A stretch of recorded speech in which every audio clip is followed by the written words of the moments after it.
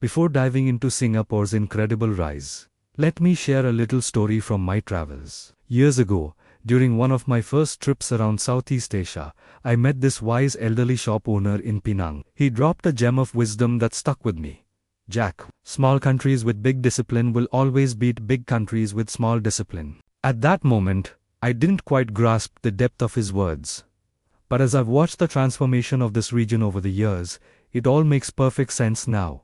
Discipline, it turns out, is like the secret sauce that amplifies economic power. It's the quiet force that can turn small nations into giants. And Singapore was ahead of the game, understanding this before anyone else. When folks ask me, Jack, how is Singapore rising so fast? What's the secret sauce? I always tell them the same thing. Singapore has crafted an economic weapon that's not just powerful, but incredibly precise and predictable. Even the big global superpowers can't help but respect it. But here's the kicker. The magic isn't in technology, money, land, or politics. It's all about mindset. Singapore's mindset is its ultimate weapon. A mindset grounded in discipline, clarity, consistency, and a long-term vision. Whenever I step foot in Singapore, I don't see just a small island. I see a country that operates like a well-oiled global corporation. Every policy is a strategy, every decision is intentional, and every mistake, well, it's corrected quickly and efficiently. They don't leave their future to chance. They design it with the precision of engineers crafting a machine. It's all about attention to detail and understanding how each part impacts the whole. This is why Singapore is steadily building an economic powerhouse that's set to reshape the region. Many people mistakenly believe that Singapore's strength comes from its wealth. That's a misconception. Wealth is merely a byproduct. The real strength lies in clarity. Singapore knows exactly what it wants to become, and when a country has that level of clarity, the world tends to cooperate with it. But let's be real. This clarity didn't just pop up overnight. It took decades of hard work and a decision that shocked many countries at the time. Singapore chose to build a system where competence trumps comfort, where rules take precedence over emotions, and where consistency outweighs politics. This decision has fostered a national culture where people trust the system more than individual personalities. And trust, my friends, is the most valuable currency in today's world. Let me share a little anecdote to illustrate this. Many years ago, I was in a meeting with a group of international investors discussing where to set up a regional headquarters. They were comparing different Southeast Asian countries, weighing factors like infrastructure, workforce, tax systems, safety, and political risks. By the end of the discussion, one investor quipped, "If we choose Singapore, we might lose some money. But if we pick anywhere else, we'll definitely lose sleep." The room erupted in laughter, but everyone knew there was truth in that statement. Singapore may not always be the cheapest option, but it's the safest, the most stable, and the least unpredictable. Companies fear uncertainty far more than they fear higher costs. And Singapore expertly removes uncertainty like a surgeon excising a threat. Now, let's break down the 4 pillars that make up Singapore's economic weapon, each one meticulously engineered, tested, and refined over decades. First up, we have unbreakable stability. Singapore has built a political and institutional foundation that global investors trust without a second thought. No sudden policy swings, no chaotic internal strife, just solid, reliable stability. And let me tell you, this stability isn't a happy accident. It's engineered. It generates economic gravity, pulling people, money, talent, and opportunities toward it. Next, we have ruthless efficiency. Singapore has designed systems that move faster than the global competition. Whether it's opening a business, hiring talent, setting up logistics, or establishing financial structures, Singapore cuts through the friction. Time is the most precious resource in the world, and Singapore knows how to save it for everyone.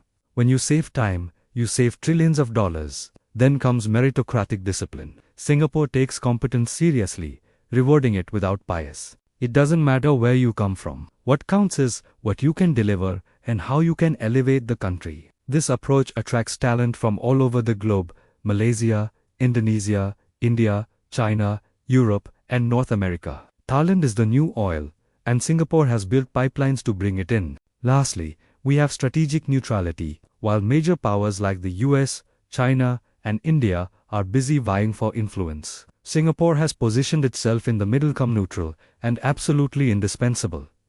It doesn't choose sides based on emotions. It makes strategic decisions.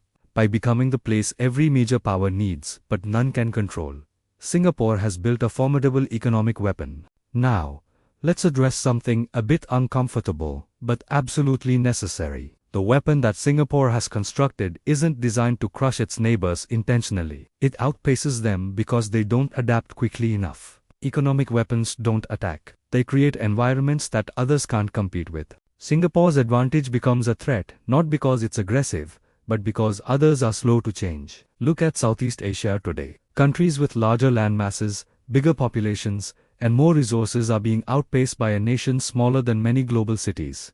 How is that even possible? Because Singapore leverages its size as an advantage, not a limitation. Being small means speed, alignment, fewer debates, and quicker decisions. The entire national direction can shift in months, not years. This agility is lethal in the global economic landscape. I once heard an executive from a global logistics giant say, Singapore responds to change faster than any country in Asia. That speed attracts companies, which in turn brings high-value jobs.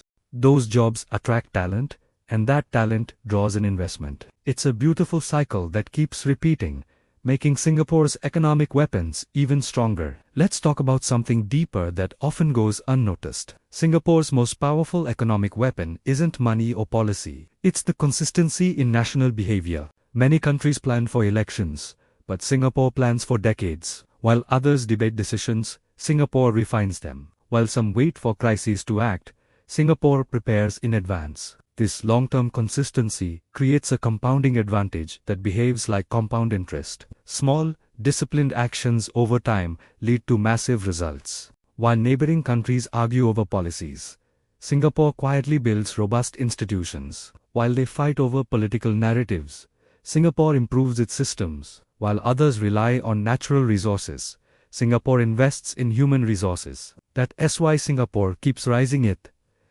playing the long game while everyone else is focused on the short one. But here is the thing. Singapore's rise will have a significant impact on the entire region. Malaysia, Indonesia, Thailand, Vietnam, and the Philippines will all feel it. Not because Singapore is trying to harm anyone, but because it's moving faster than they anticipated. In the coming decades, Singapore's economic weapon will shape trade routes, investment flows, talent migration, job distribution, and regional policy directions. This isn't just a prediction, it's already happening. The most crucial part of this story is that Singapore's weapon isn't a secret. It's visible, public, and straightforward. Any country could have built it, but most didn't. Singapore did, and now it's becoming a force that will challenge the comfort of the region, disrupt old habits, and push its neighbors to either evolve or fall behind. Now, let's dive into the deeper layers. The geopolitical impact, the talent war, the future AI economy, and how Singapore's rise will pressure every neighboring country. When you look at Southeast Asia today, it's striking. Countries with more land, more people, and more natural resources are struggling to keep pace with a nation that's as smaller than many of their provinces. This isn't because Singapore is richer. It's because it built a long-term economic architecture while others were still debating short-term directions. To truly grasp the full impact of Singapore's rise, we need to explore the mechanics of its economic weapon elements that the world rarely discusses but every investor quietly recognizes. The first mechanism is policy maturity. Many countries craft policies based on immediate needs, political pressures, or public emotions. In Singapore, policy planning is treated like engineering. It's tested, stress-analyzed, and future-modeled. Once implemented, policies remain stable long enough for industries to scale. This stability allows companies to invest in research hubs, data centers, headquarters, innovation labs, and high-value industries that require 20 or even 30 years of certainty. Malaysia, Indonesia, Thailand, and the Philippines each have immense potential, but they struggle with policy cycles that shift faster than industry cycles. When industries can't predict regulatory behavior, they opt for environments that offer security, and that security is Singapore. The second mechanism is institutional discipline. Singaporean institutions function like a synchronized machine. They don't compete against each other. They complement each other. Think about it. Immigration, finance, housing, infrastructure, taxation, technology, and education all move in the same direction. This alignment allows the country to operate as a unified system. In contrast, most regional neighbors suffer from institutional fragmentation, with ministries overlapping responsibilities and agencies with conflicting mandates. Singapore eliminates these conflicts at the design stage, which is why it moves faster, cleaner, and with fewer surprises. The third mechanism is talent concentration. The countries that will dominate the future aren't necessarily the ones with the most factories. They're the ones with the most capable minds.